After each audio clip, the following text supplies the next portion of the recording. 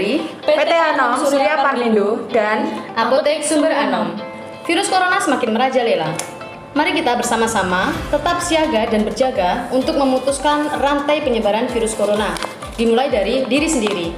Ada 5 hal yang harus kita jalani. Yang pertama, jaga jarak. Hindari kontak fisik dengan orang lain dan kurangi bepergian ke tempat-tempat umum. Yang kedua, jaga keluarga. Jangan hanya memperhatikan diri kita sendiri, tetapi juga pasangan, anak-anak, dan anggota keluarga lainnya. Dan jangan saling membuat khawatir dan saling menenangkan. Yang ketiga, hati-hati dalam meneruskan pesan, hindari membagikan atau melihat informasi yang tidak jelas sumbernya.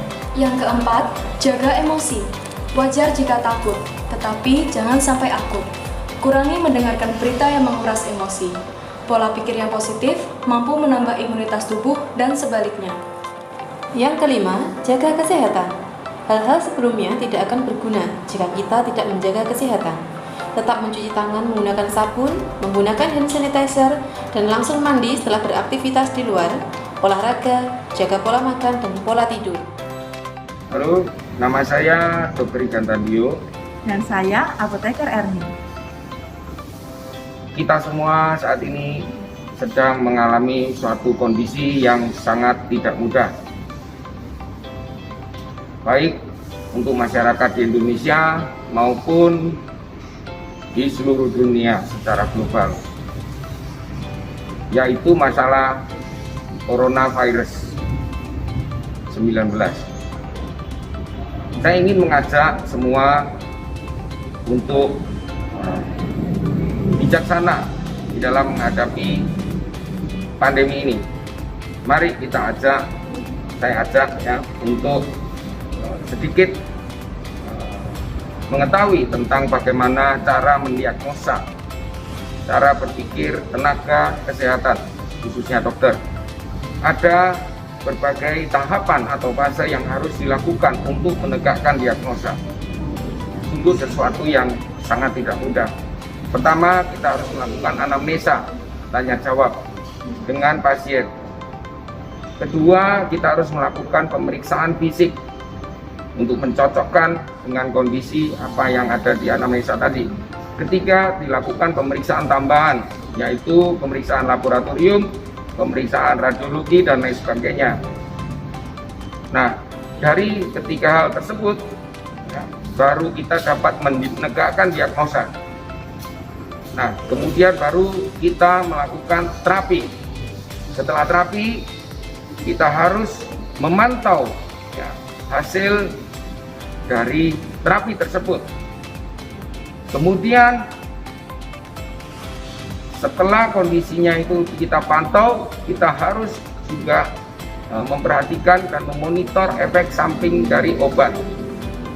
Semua langkah itu memiliki dinamika yang sangat luas per bagiannya dan memerlukan analisa yang sangat dalam agar penegakan diagnosa dapat menghasilkan terapi yang baik dan membuat pasien outcome menjadi bagus. Dalam ilmu farmasi, kami mengenal istilah patient oriented atau orientasi kepada pasien, di mana obat harus disesuaikan betul dengan kondisi per masing-masing pasien untuk menghindari terjadinya efek samping obat dan masalah lain terkait obat. Penggunaan suplemen dan vitamin yang berlebihan pun dapat berpotensi menimbulkan munculnya efek samping. Kondisi politik, ekonomi, sosial, budaya, pertahanan, dan keamanan ditambah dengan adanya pandemi seperti saat ini sungguh ya, merupakan kondisi yang sangat kompleks sehingga dapat berpotensi menjadi carut-marut, ditambah lagi adanya informasi teknologi dan penggunaannya yang tidak bijak. Kelangkaan stok obat pada daerah disebabkan oleh panic buying dokter, tenaga kesehatan, tenaga pelayanan kefarmasian, pemerintah pusat dan daerah telah bekerja keras dan berkoordinasi dengan sangat baik. Saatnya semua elemen negara, pemerintah, sampai masyarakat, dari atas sampai ke bawah, memfokuskan tenaga dan pikiran untuk menanggulangi permasalahan yang ada. Masalah kemanusiaan menjadi titik fokusnya. Penggunaan obat yang tidak rasional sehingga menimbulkan medication error, adanya penyakit yang lain selain COVID dan ditambah adanya pandemi COVID saat ini. Kondisi politik, ekonomi, sosial, budaya, pertahanan, keamanan, dan ditambah dengan kondisi IT yang penggunaannya tidak bijaksana, kelangkaan obat, pola hidup yang tidak sehat, juga pengabaian masyarakat terhadap protokol kesehatan dan semua program yang sedang dijalankan oleh pemerintah, ya, yaitu vaksinasi dan lain sebagainya. Kondisi-kondisi itulah yang membuat outcome dari pasien menjadi semakin buruk. Mari kita semua bijak menggunakan obat. Obat harus digunakan sesuai anjuran dokter dan tenaga ahli yang berwenang. Saat ini saya mengajak semua public figure, tokoh masyarakat, tokoh politik, sosial budaya, dan juga teman tenaga kesehatan, rekan, dan juga tenaga kefarmasian dan semua elemen yang bekerja dan bergerak di dunia kesehatan.